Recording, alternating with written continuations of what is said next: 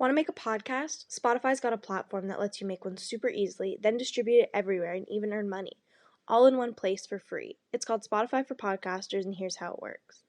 Spotify for Podcasters lets you record and edit podcasts right from your phone or computer, so no matter what your setup is like, you can start creating today. Then you can distribute your podcast to Spotify and everywhere else podcasts are heard. Video podcasts are also available on Spotify. With Spotify for Podcasters, you can even earn money in a variety of ways, including ads and podcast subscriptions. And best of all, it's totally free with no catch. Spotify for Podcasters has made our podcasting process so much easier and even has options like Q&As and polls so we can engage with listeners. I highly recommend you give it a try. Download the Spotify for Podcasters app or go to www.spotify.com/podcasters to get started. The following contains descriptions of physical violence, sexual violence, and graphic descriptions of autopsies.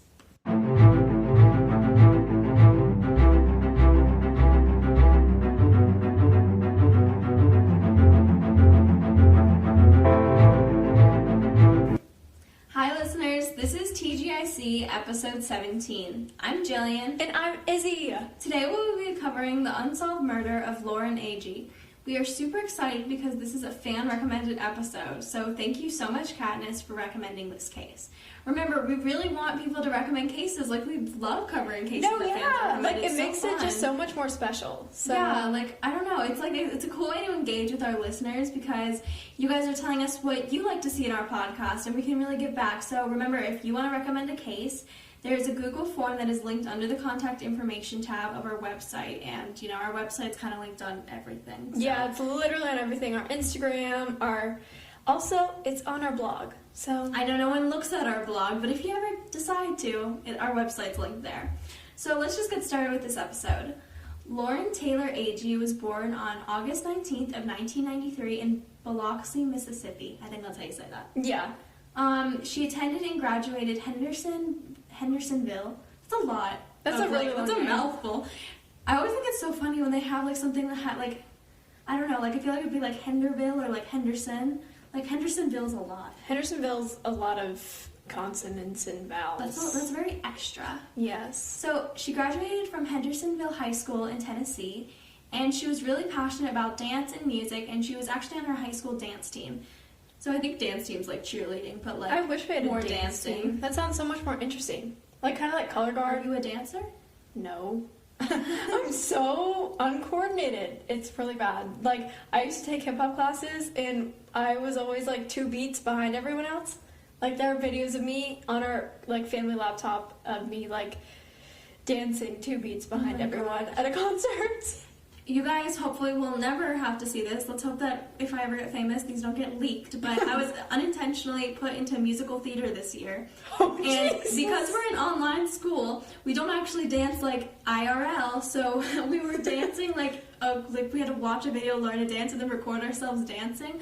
I have these videos of me dancing to like musical theater stuff, and it's so embarrassing. Like I'm so uncoordinated. I just look so like gangly. Yeah, I was watching these happen and filming them half the time. It is a sight to be seen. Yeah. Anyway, I think Lauren was a good dancer. Yeah. Because she actually got a dance scholarship to Bethel University in Minnesota. And she was going there for a year or so, I guess, and then she actually transferred to Vol State in Tennessee to study criminal justice, which is incredibly darkly ironic, I guess. She, like this was, like, fairly recent, like, in the months leading up to her murder, she transferred and studied criminal justice. Like, she was a totally different major before. Is that not creepy? That is really creepy. I've never heard something so, like, darkly, like, ironic. Yeah. That's so weird. Anyway, her friends and family described her as beautiful, funny, energetic, and super caring, and I really wanted to share this quote from her obituary. Usually we can't really locate obituaries for cases just because they've become a lot more of like a criminal case rather than just acknowledging the fact that someone did die in this situation. But I was able to find her obituary online, so I wanted to read this little excerpt from her family and friends about like how they feel about her life, and I think it's really, in a way, beautiful while also cringily 2015-ish. Yeah, I totally. But the quote is, "We celebrate her short time on Earth as she soars high above the clouds listening to her favorite Drake songs through blinked out Dre beats. No doubt the heavens just got a little more interesting and a lot more fun. Aww. See, isn't that like so beautiful, but also like, holy crap, That's what was 2015? Yeah. We were only like 10. No, we were only like 10. That's kind of bad. But like, honestly, I remember all like the trends. Remember Beats? Jesus, I had a pair. Did you really? I had like the ones that had the little monkey on them. Tom Frank. It's kind of funny how like people were so into like those giant chunky headphones, but then all of a sudden AirPods became a thing and like people the next were like, year. it's only cool if you can't see that you're listening to music. But literally, Beats were like a thing like the year before, Like, and they like were awful. The like, funniest so thing ever is when you see people running with Beats on. Oh my god, they're such like an eyesore. Yeah, they're awful. Okay, so I'm going to get onto the timeline. So Saturday, July 25th of 2015, Lauren Agee went camping with her friends on a cliff near Pates Ford Marina in Tennessee so they could watch a wakeboarding competition called a Wake Fest. What is wakeboarding? I honestly don't really know. I'm like, okay, so I'm trying to remember all of my like water sports knowledge from sleepaway camp. But is wakeboarding the one where like you're on like a boat or a jet ski and you're like on the back, like on your knees? That's kneeboarding. Oh, I've done kneeboarding. Oh my god, it was awful. I fell off and like they had to come rescue me on like a jet ski. I've done not jet skiing, water skiing, and that's fun. I don't really know what wakeboarding is. Is wakeboarding like standing up? Like I think so. It must be like a combination of like water skiing? Yeah. And like kneeboarding. Okay, also, don't judge us for this. We don't live anywhere near any lakes or anything, so that's why we don't know. I'm trying to remember. I think wakeboarding might be like it's kind of like surfing, but you're like holding onto a boat. Maybe. I think that is what it is. That sounds right. Yeah. If we're totally off base, we apologize. Yeah, we're really sorry. Comment it on our blog and correct us. Okay, well, she was with her friend Hannah Palmer, Hannah's boyfriend Aaron Lilly, and his friend Chris Stout. These people had some like interesting names. No, that's what I'm thinking. Like they have like not like they're weird or anything. It's just they have like very like standout names, like TV names. That's the only way I can explain it. No, it sounds like they're like characters on a show. Like that's the kind of names that they have. And actually, Lauren had like just met Chris and like Hannah's boyfriend Aaron. Wait, that's kind of weird. Like, so her friend Hannah was like, "Yeah, let's go to Wake Fest, but like I'm gonna have my boyfriend come and his friend come." Yeah, and it's fine that you don't know them. But that would make me really uncomfortable. I don't know about you guys, but I don't know. If I'm like spending the night with people I don't really know that well, I don't know. Well, we're also like, this is like a us thing, but like we're not very good at like the whole letting loose thing. Okay, to like have fun. Yes, okay. So I feel like we would be super uncomfortable, but like I have friends that I think would probably just be like, yeah, let's chill, whatever. Yeah, okay, true. So later on that night, around 2 a.m., a Wakefest security guard said that he saw the foursome leave a bar after a night of drinking, and he said that he like saw them walk down to the lake and board a boat. At 2 a.m.? At 2 a.m. And he said they looked very, very highly intoxicated. Probably you could tell by their stature. Like, you know, you can tell if someone's really drunk, you can tell by how they're walking and carrying themselves. And they actually took that boat to their campsite, which was located on like a really treacherous island / outcropping. Well, this all sounds super safe. Yeah, very, very safe. Driving like a mechanical boat while you're really drunk at 2 a.m. Sounds and it's fun. like a treacherous terrain and you're sleeping outside. Yeah. Camping is never a good idea anyway. Camping is fun, but Camping only is if not you're at fun. like a good, safe place. Yeah. I was forced to go camping with school once. Oh, gee. Adventure Quest. That is not camping. I camped. It was a tent. I had to pitch the tent. We had to cook food in tinfoil over a fire. Okay. It was True. ridiculous. I was forced. It was for a grade. So, more on this treacherous island. On one side, it was like out of the water. I think you could take a trail up to the top of it. But basically, on either side, there was a drop. On one side, there was 30 feet. And on the other side, the drop was nearly 90 feet to the water. Holy fucking shit. That's a large drop. That's a freaking large... 30 feet is a fucking large drop. That's like 90 feet is like... 30 feet is like me stacked 6 times. Yeah. Like, that's really... Oh, my God. Okay. So moving on Sunday, July 26th of 2015, not 2019, sorry, her friends, like, they woke up and they were, like, shocked to realize that Lauren was nowhere to be seen. And, I mean, like, I couldn't find anything. Like, they didn't even bother to search for her. They didn't call the police. They didn't do, like they literally didn't tell anyone. They were like, oh, maybe she just went on a walk on this tiny little island that has 90 and 30-foot drops off the side. It is possible. Like, I don't know. I wouldn't have been panicked right away. I know, but, like, they didn't even bother looking for her. Okay, well, clearly these people are just, like, not that bright anyway, because they're spending their weekend at a wakeboarding contest. In Tennessee? Yeah, like, so clearly they're not the brightest of folk. Okay, that's just saying. Like, but yeah, like, I just thought that was really weird, because if I woke up and, like, I'm pretty sure that Lauren is to, Hannah as to I am to you. okay. So, like, if I woke up and I didn't know where you were, I would not immediately assume, oh, she's going on a brisk walk. Yeah, probably because I would have woken you up to go with me. Yeah. So, I think that's really weird. So, like, then after 12 p.m., a man and his son, like, there was no specific time, just in the afternoon, a man and his son went fishing on the lake, and they were nearing the island, and they saw a neon pink pair of shorts. And they were like, oh, that's kind of weird. So they, like, kind of went closer to it, and they realized that when they got closer, it was the body of a woman. And that one was then confirmed to be Lauren Agee. So she was just, like, floating in the water? Yeah. Oh, my God. And, like, it was just overall kind of a weird thing. Like, we'll talk about more circumstances later, but the police weren't called for a really long time. And then once they were called, like, the police questioned the boys and said that, like, all of them were acting weird. Like, not hungover and, like, teenage weird, but, like, just weird. Okay.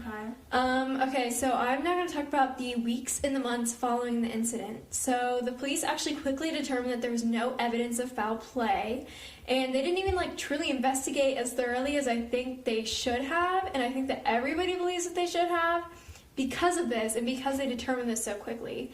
So the working theory that they have is that she was, like, intoxicated and she stumbled and fell off of the cliff sometime in the middle of the night. I suppose that theory makes sense. Yeah, I mean, it makes sense, but, like... But if there was, like, a lack of actual investigation, how could they know that for sure? Yeah, exactly. And, I mean, the Agee family, like, just want justice for their daughter, even though there's, like, not that much evidence to substantiate, like, a criminal case or taking anyone to court for, like, anything criminal for that matter. Like, but they decided to file a wrongful death lawsuit. And you actually still need a, like, lot of evidence to do that. So, I was actually really confused about this. So, like, what a wrongful death lawsuit is. So, Jill, can you explain it a bit? Okay, so a wrongful death suit is a civil case rather than a criminal case. Like, if someone were to be prosecuted for murder, that would be considered a criminal case, and that would be, like, the state or the nation versus the defendant, who would be the murdered or suspected murderer. But in a wrongful death suit, it's basically like the plaintiff in this case would be her family, and they would be suing the defendant, who would be someone who they accused for being, like, responsible for their death, not necessarily, like, I'm trying to find the words for this. It wouldn't necessarily mean, like, that you killed, like, No, it's just negligence, kind of. It's kind of like negligence. So basically it would be like, their actions were what caused her death. Like, if they had... Like, they could have avoided it. If they had behaved in a certain way or not behaved in a certain way, she probably wouldn't have been dead. That's what a wrongful death suit is. So it's kind of like a homicide in the way that it's like her death was the responsibility of another person, but it's just when you can't substantiate a criminal case and the family wants justice, that's the kind of suit that would go through. Yeah, exactly. And they do wrongful death suits to get, like, damages, which can be, like, money or other things. And they do this for something called double jeopardy. So basically, if there is more evidence uncovered later, they can still take the people to court for a criminal case to get them put in jail. So, like, they're getting some closure, but it's not, like... It's not the full closure, and it still leaves open the opportunity for fuller closure later. Yeah, okay. So, okay, Sheila Wysocki, who's a private investigator, and the weirdest part about this is she was the one who helped to solve the Angela Samota case, which we covered in episode 10. Yeah, so episode 10 actually feels like forever ago. I can't believe that it's been that long, but we covered that case, and it was, like, the whole big, like, I solved my best friend's murder thing. Mm-hmm. And so we're doing this research, and like, mind you, this is a fan recommended case, so like we literally had no idea about this case. We're doing our research, and all of a sudden I like find the source, and I'm reading it, and I'm like, hold up, I know this name, like Sheila Wysocki, like I know who this is. And I'm looking, and I figure out she has like a whole podcast, and she's asking to like help find justice for this family, and like she investigated this case. I'm like, Izzy, this is like the craziest shit. Like, we know who this is. And like, I don't know if we've just really gotten too far into the world of true crime where we're starting to like connect everything reappear. But or this is just like some strange coincidence. It's weird, I don't know. And the thing was, I didn't even know she was still like a practicing private investigator. Yeah, I totally misunderstood that when we did that case. I thought she really just got her license, solved that one murder, and she like... No, I thought that too. So she actually was hired by the Agee family so that they could gain more evidence for the wrongful death lawsuit. And I mean, she like discovered some like kind of shocking and shockingly weird stuff. Especially because the police didn't find it first. Yeah, so she looked over the autopsy and noticed that there was a bite mark that broke the skin on one of Agee's breasts. And I mean, that could be like a bunch of different things. What else could it be?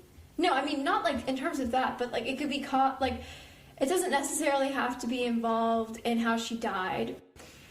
Yeah, so I don't know. That's just weird. And she never really gave an explanation as to why she thought that was interesting.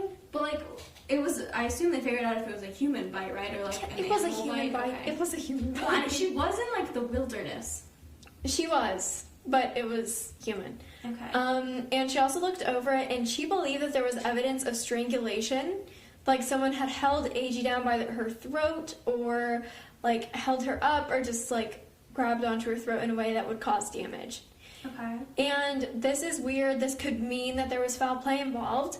However, I do have to say that a forensic pathologist of 20 years reviewed her autopsy report again and said that there was actually no sign of foul play, and that like that was either unrelated or it wasn't actually present. So I don't really know who's right, but I wanted to bring both perspectives to light because I just thought that was kind of weird. Like, why would she publicly say that if she doesn't really have experience? Yeah, I know, and also she is a PI versus she's like a forensic pathologist. Yeah, exactly. Like a forensic pathologist is gonna have like very specific specialties regarding autopsy reports, and like Sheila does not have that like experience or those like what is that word? Specialties? Specialty abilities. Yeah, and I mean, like, that's, I don't know, I just thought that was interesting, but, like, why would she even say that if she wasn't 100% sure? Why would that be released if it could be, like, discredited? I think that there's different stuff, like, when you're a private investigator versus a police, like, they can release stuff that's not necessarily fully substantiated. Okay, that's true. And then she also, like, Wysocki investigated and interviewed all the witnesses that the police had previously investigated, like, over again. And she claimed that both Chris and Aaron were acting just, like, really, really weird. Like, she said they were overconfident and that they just had, like, weird inconsistencies. And, I mean, the overconfident thing, I've heard about this in, like, a lot of different cases. Like, if people are, like, so confident that no charge is going to be brought against them, and like, I don't know, like and also they're like not even middle age, they're like 20-year-old frat boys. Yeah, I don't know. Something with the overconfident thing, I feel like that could either just be a personality trait or maybe they were just nervous about talking to police in general because they were underage drinking, I think. I mean, I'm not quite sure how old they were. It's totally possible it could have been legal, but like this is just me like, messing with information a little bit. But exactly. And she said that when she was interviewing Aaron, he got a call from Chris during the interview. And she said that all she could hear from the call on the other line was Chris saying, "Stick to the story." Is that substantiated at all? No. That literally sounds made up. It sounds made up. And like, if someone's on the phone and the phone is on their ear, like it's not in speakerphone, you're not going to be able to hear that. No, and like, if he's literally like in the room with her, why would he call? Like, that's not very smart. That's like, dumb. I know they're like frat boys, but like that's dumb. That's dumb. They wouldn't even do that. And I just like that. Something about this lady rubbed me the wrong way. No, same. When we started like looking into this a little bit, something is giving me like bad vibes. No, like she just seems kind of crooked. I was like almost theorizing earlier, like what if like the whole Angela Samota case like traumatized her when she was younger, and like not like. I know it says, like, the tagline's like, oh, it's her, she solved her best friend's murder. I almost got, like, vibes a little bit that she, like, wasn't actually super close with her, just, like friendly, just like, kind of interested kind in of thing. it. And I feel like she was almost, like, traumatized by that case, and, like, now, like, tries to insert herself in, like, other crime cases. Yeah, maybe she felt kind of guilty in a way about something that happened in the Angela Samota investigation, or, like, at like some aspect of it, and that's why she felt like she needed to investigate it. But yeah, I just feel like something's off. And like she's trying really hard to prosecute these guys who know they're not the brightest, and no, they're probably not innocent, like fully innocent or anything. Like I'm sure that there's something up there, but like she's trying really hard to like prosecute this, and like with weird little bits of information that sound fake. That sound totally made up. And it's just really rubbing me the wrong way, like you said. No, yeah. Okay, I totally agree. So we just totally went on like such a tangent with that theory, but like we kind of wanted to share that. Mm-hmm. So let's just jump into our suspects and theories now. We've kind of already talked a little bit about Chris and Aaron, but we're just going to go into a little bit more detail, and then we have a little surprise later when it comes to our theories.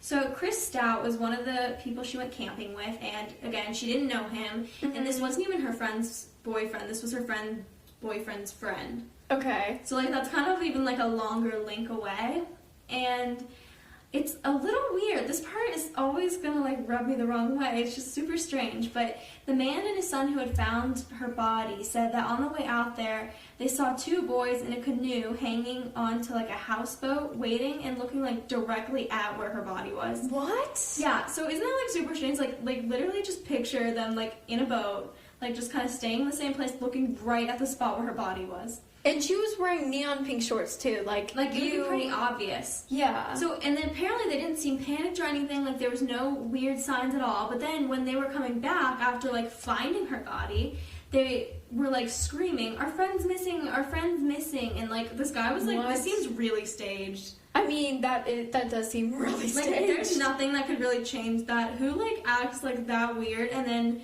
the guy finds the body, and then they decide, "Oh no, our friend's missing." That's so weird. And like the fact that they were looking at them as they were and didn't go over and say anything, they were just like waiting. Yeah, it's super strange. And okay, this gets even like weirder to me. So the day following her disappearance, one day, like not like 24 hours. Yeah, exactly. The day following her disappearance, Chris posted an Instagram picture from Wakefest and captioned it, "Best weekend ever." No. And that's just weird to me. What? The day after he found this girl? Okay, I know that he didn't know her personally, and maybe he didn't have, like, the strongest connection with her, but at the same time... A girl is dead. You are vacationing with a girl, and she is dead. And, like, I don't even know how to interpret this. Like, if you did murder her, is this to make you not look guilty?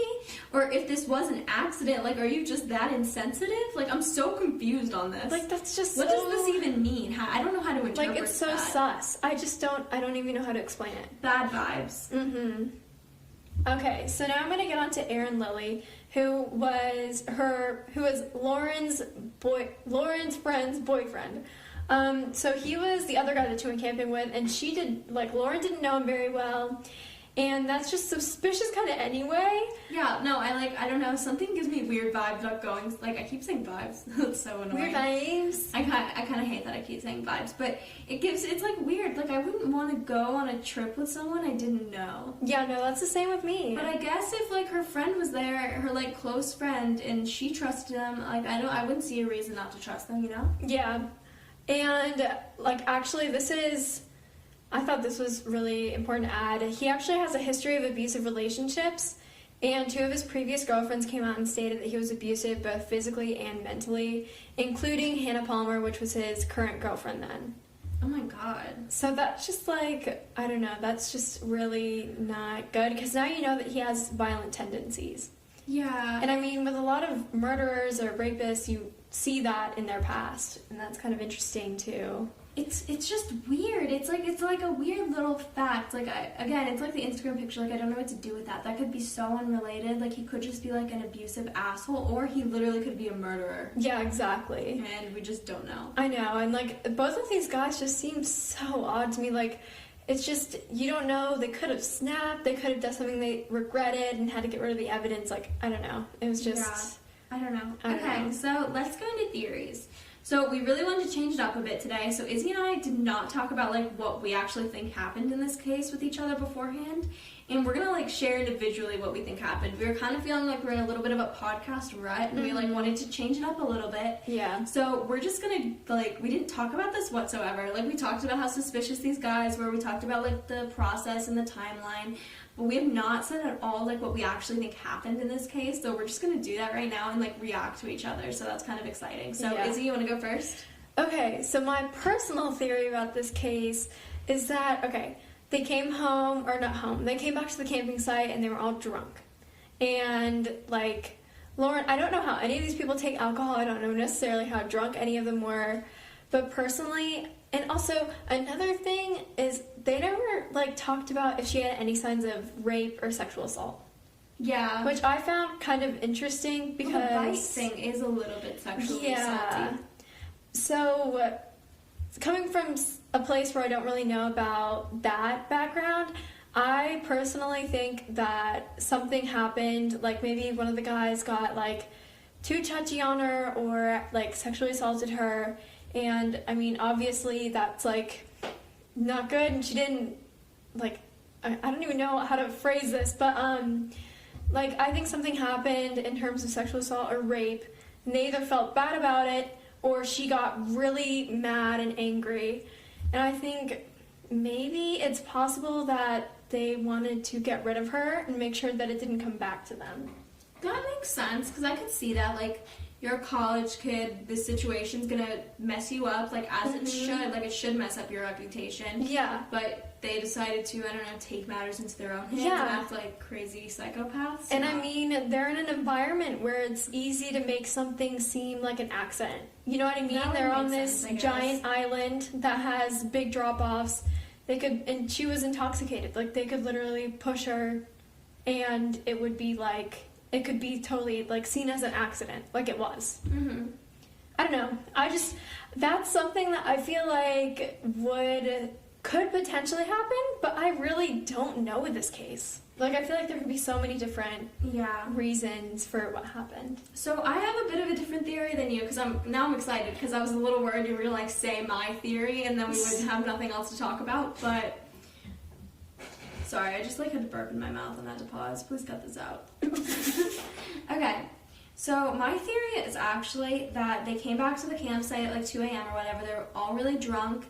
And then I think that either something happened that night where either she like, there was like an accidental fall or something where she fell and like injured herself or something. Or she just straight up fell in the water. And I don't really know, like, that could have happened, like, anytime that, like, in that night or, like, in the early morning. Like, I don't really know what time that would have happened, but my theory is that there was some sort of, like, accident, basically, where she fell into the water or, like, injured herself, and then, like, I don't know, either the guys thought that, like, it would look like they did something to her, so they decided to get rid of her body in the ocean, or she, like, literally just fell, or, like, what, I don't know, maybe they got into, like, an argument of some kind, and then she, like, I don't know, she literally could have tripped if she was drunk and just fallen into the water. Like, the thing is, I feel like this case could really go either way. You have two dirtbags who totally could have done something, but you have no proof against them, but then you also have treacherous terrain and a mix of alcohol and booze that could have led to someone accidentally falling. No, so I totally think that it's possible that she actually just, like, accidentally fell in some way, and then the guys being, like, total assholes and not wanting to be, like, somehow connected to a crime or at fault for this, like, basically try to, like, cover it up and, like, stage her falling down a cliff, basically. But, like, that's not, like, but they had no knowledge of it. Like, they basically staged it to make it look like they had no idea what happened to her. just so they wouldn't be connected. So I think the wrongful death suit is like going down the right direction. Yeah. Because I don't really think that they killed her, but I do think that it was their fault in a way. Yeah, okay, I totally agree with that. Because I don't really think, I mean, if one of them were to murder her, they have no motive, they don't know her. And I mean, if some accident, like, I truly think it either was an accident regarding her falling and they didn't want to be at fault, or maybe they just got angry and upset about something and lashed out. I just don't see that happening. I just don't see what kind of argument could lead to that. All I can see is that there was like an accident and then they thought that they were going to be like somehow connected to it being their fault. And like, again, they're frat boys. I don't really know what their knowledge of the criminal justice system is. Like, what if they were literally like, oh my gosh, she fell in front of us, we killed her. Oh yeah. Like, okay. literally, I mean, there's any sort of thought process that could have occurred where they just like, they saw it happen in a way and they didn't want it to like be seen as their fault, so they like basically went in the other direction. And they were like, okay, we need to cover this up. Yeah, and then they were like, oh my gosh, our friend is missing, come help us find her. That actually does sound like more of a working theory. No, I think that makes more sense. That does make a lot more sense because like they didn't know her. Yeah, exactly. That's the other thing. It's not like this was like a friend. Like, I feel like they may be assholes, but I feel like if it was like a good friend, like if, let's say it was Hannah instead. Yeah. This was this guy's like girlfriend, and I just then feel there's like, more, and you know that he's abusive. Then there's more of a chance that it's something more of him. But I feel like snapping. they would have. But if it, my point of that was actually just that like if there was a close friend, they may have like said something like, "Oh my gosh, she felt like we're really worried about her." Like, I just feel like there would have been a little bit more action, but, like, they didn't know this girl. Like, it looked suspicious anyway that they were going away with this girl they didn't know, and then she dies. And then, I mean, that also kind of makes sense why Chris would post that. Yeah, exactly. If he like, didn't have, like, a connection. React? Like, maybe he was like, oh, well, maybe I just gotta make myself, like, look really far away from this. Yeah, like, distance himself? Yeah, I don't know. It's so strange. This is so weird. And I mean, like, I don't know, it was a really strange case, so actually, thank you, Katniss, for recommending this, because we really went down the rabbit hole for this.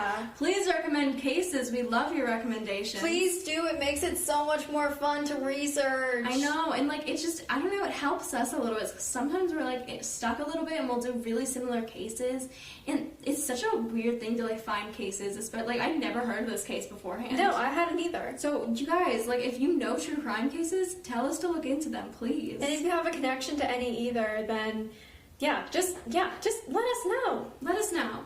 So this was the case of Lauren Agee. If you have any interesting theories regarding this case, like Izzy and I did, make sure to share them on our blog or email us at teengirlsinvestigatecrime@gmail.com. And follow us on Instagram at tgic.podcast. Tune in next week to hear about the haunting disappearance of Johnny Gosch. Bye!